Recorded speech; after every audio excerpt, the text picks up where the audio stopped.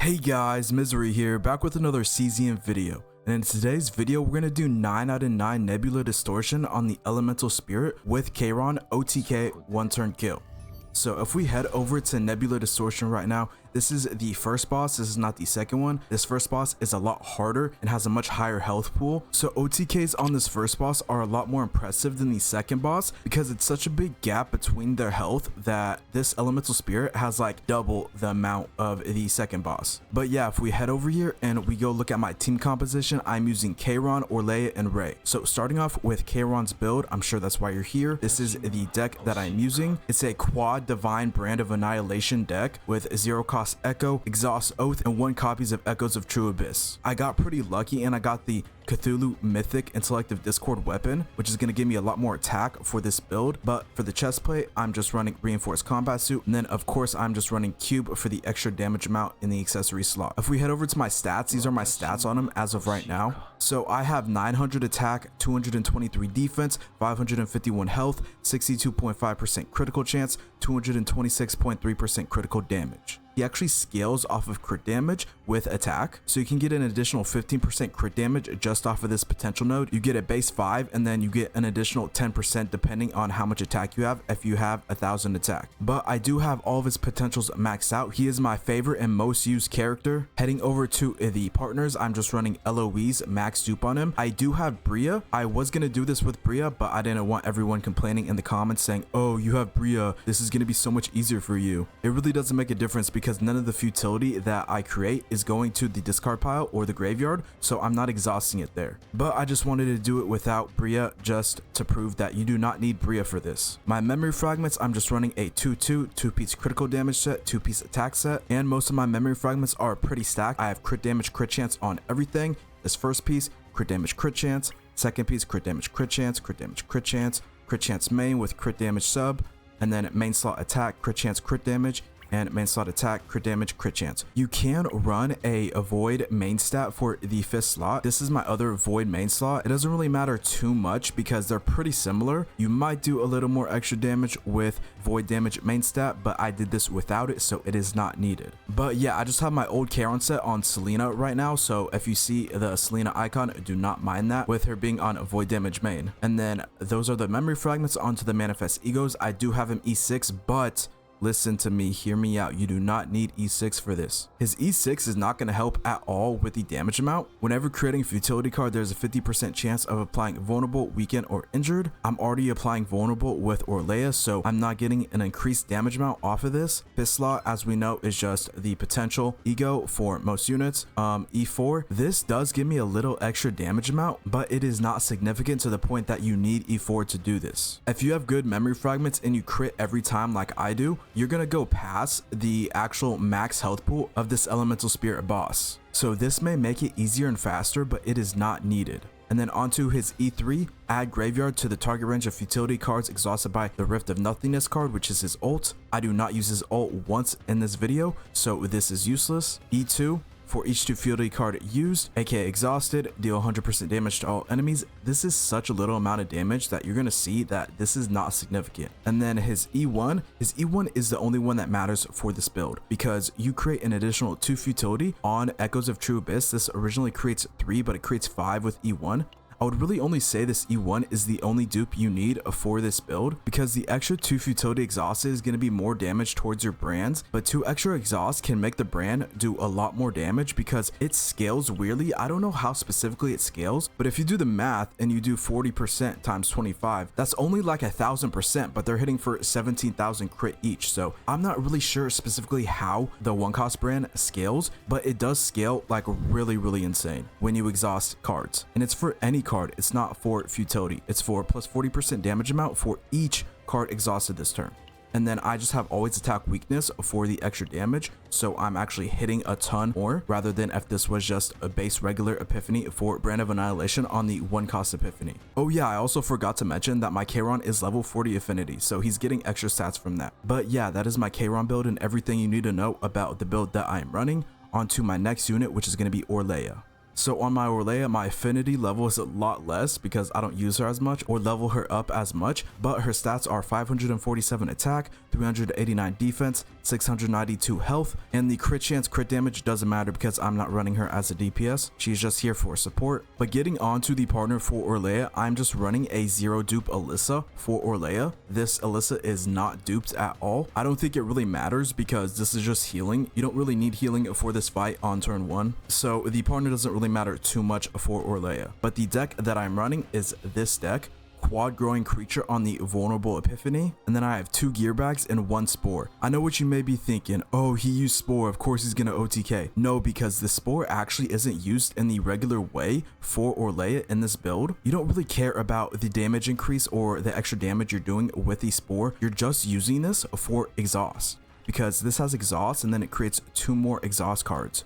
So that's 3 exhaust for Kayron's brand over here. So it actually does not matter like the damage output that, you know, we get from spore because I take up the spore stacks pretty early on. It's just for the extra exhaust. And then I have the gear bags for the extra exhaust but also draw power, and then the grown creatures for the vulnerable. Vulnerable is the best debuff in the game. This is a big damage increase. Damage taken increased by 50%. When you hit when this is active, it will go away, but you apply so much vulnerable with this deck that, you know, you have more than enough. And then the sensor, this sensor actually doesn't matter because I exhaust it in the battle just for an extra exhaust and more damage on the brand. I was thinking maybe if I had the chance to use it, it'd be extra damage from the softie, but I don't get to use it. So yeah. And then the equipment, flashbang doesn't really matter, just weaken. He's not really hitting that hard on turn 1 like I said. Increase heal amount. Heal amount doesn't really matter. I mean, yeah, I just got what I could. And then Sonic Combat Suit for shield. The God's Hammer is actually pretty bad and useless on this one, but I did get at the start of the turn 60% fixed damage to a random enemy for each exhaust card of allies in this hand. That's really low damage, but it's just whatever. I just got what I could. And then potentials. Her potentials are somewhat maxed out. They're not fully maxed out. I just, you know, I'm still working on her, but majority of them are leveled up. And then memory fragments, I'm running her on a 4-2, 4-piece glory range set and 2-piece defense set. I just mainly stacked defense and health.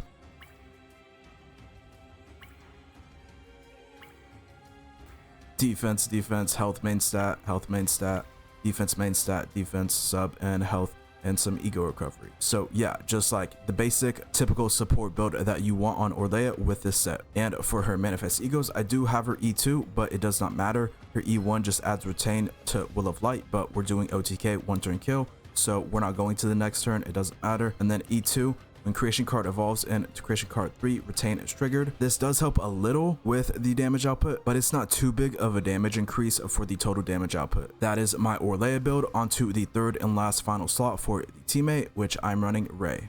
So my Rei is affinity level 13, 481 attack, 356 defense, 787 health. Then like I said for Orlea, the crit chance crit damage does not matter. Same with Rei because we're not running her as a DPS, we're running her as a support. And then for the partner, I'm running Nyx. This is going to give me extra damage to Kayron because if we read right here, plus 8% damage dealt by allies for 1 turn. So that's extra damage Kayron is going to be doing when Rei draws with her snack time. And we go over to her deck. This is the deck that I'm running, just a triple snack time divine. I have Ebony Lumen, some more spores for the exhaust for brand. Like I said, not really using the spores for the damage increase, like the tons of videos you see on YouTube of 9 doing 100k damage or 1 million damage with spores. This is nothing like that. And then I have this Strike of Darkness with lead and draw 1. Sometimes this could get procced if I have it in my starting hand due to multifaceted, so that is a free draw and damage. But in the video, I'm pretty sure I exhaust this. Same with Resonating Darkness because I just don't have the AP to play these cards and I need the exhaust for brand. But when I get done setting up and everything's finished, I need at least 5 AP at the end of the turn to use Will of Light to proc the vulnerables, and then I need 4 AP for all 4 brands since they're 1 cost each.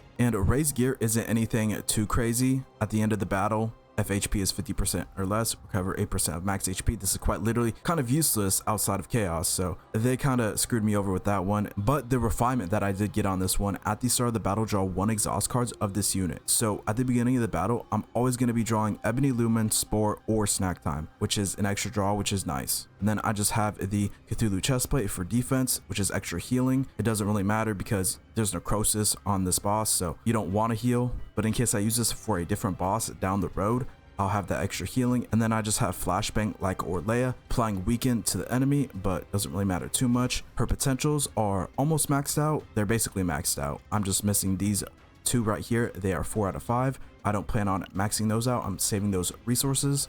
Just like Orlea, I'm running the same set, 4-piece Glory Rain set plus 2-piece defense set, mainly stacking health and defense if I can on all of these. These pieces are worse than Orlea because Orlea has a better set, but I got what I could for Rei. But yeah, nothing too insane for my supports.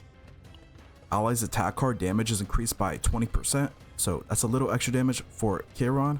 And yeah, that is my Rei. I think that's everything you guys need to know about these 3 builds in this OTK comp. Enough of me talking. I'm sure you want to see the gameplay on how to OTK with Kayron, so let's get straight into the video.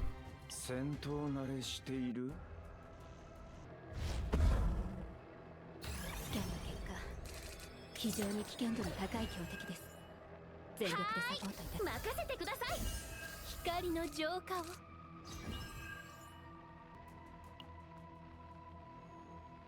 呼びます。流れを感じます。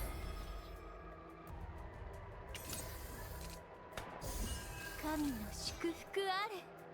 はーい、流れを感じます。呼びます。私やってみます。任せてください。私光の浄化を。私神の祝光の浄化を。ねえ、有意義な苦痛になる。待って足りない。命令超越。足りないはあ、流れを感じます。さあ癒してあげるね。私の力で確実に倒してみせます。私神の祝光の神の祝貴様の分貴様の分貴様の分貴様の分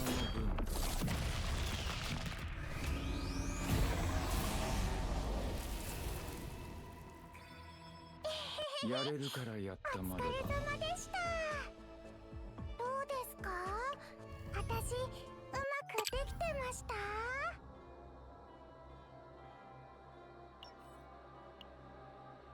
And that's going to be the video. I hope you guys enjoyed it. If this video was informative, I'd very much appreciate it if you could show love to the channel. We are so close to 2K subscribers. We are at 1.98K, so we are just right there. So I just want to say thank you in advance to everyone who supports my channel, who loves my videos, and who watches my content. It really does mean a lot to me, and I appreciate every one of you. And even after we hit 2K, we're just going to keep going forward, keep setting higher and higher milestones, because I'm very passionate about CZN. I plan on playing this game a very long time. This game is so fun to me, and I could never get tired of this game.